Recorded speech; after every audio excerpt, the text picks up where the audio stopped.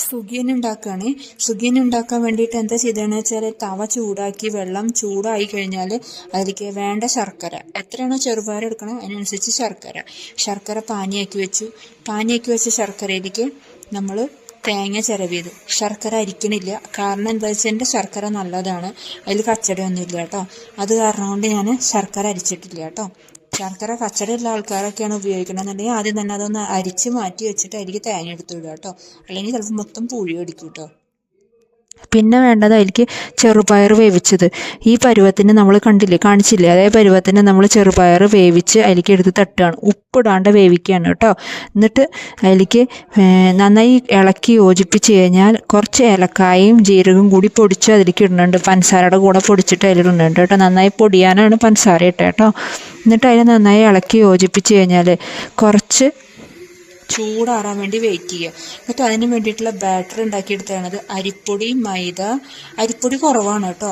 1 cup മൈദയ്ക്ക് ഒരു 2-2.5 table സ്പൂണോളം അരിപ്പൊടിയാണ് ഞാൻ ഉപയോഗിച്ചത്. ചെറിയ ക്രിസ്പിനെസ് വരുത്താൻ വേണ്ടിയിട്ടാണ് ബാറ്ററിന് കേട്ടോ. കുറച്ച് മഞ്ഞൾപ്പൊടി, ഉപ്പ്, വെള്ളം ഒഴിച്ച് നല്ല തിക്കായിട്ടുള്ള ബാറ്റർ ആക്കി എടുത്തു.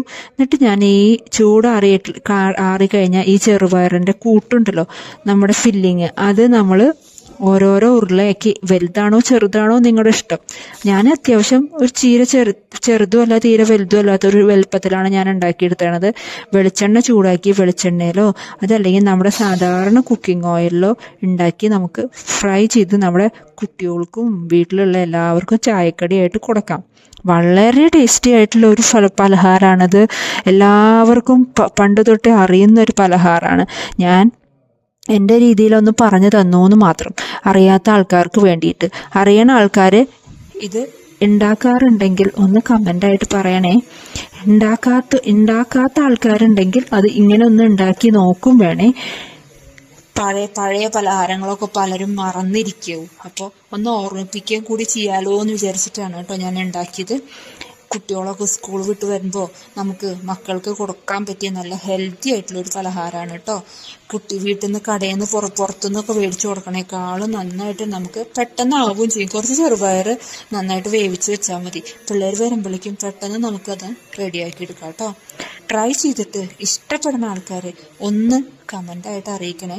ചാനൽ സബ്സ്ക്രൈബ് ചെയ്ത് ഹെൽപ്പ് ചെയ്യും വേണം കേട്ടോ. പലരും ചാനൽ സബ്സ്ക്രൈബ് ചെയ്യാണ്ടാണ് കാണുന്നത്, അതുകൊണ്ടാണ് പറയുന്നത് കേട്ടോ. Thank you. Please support me.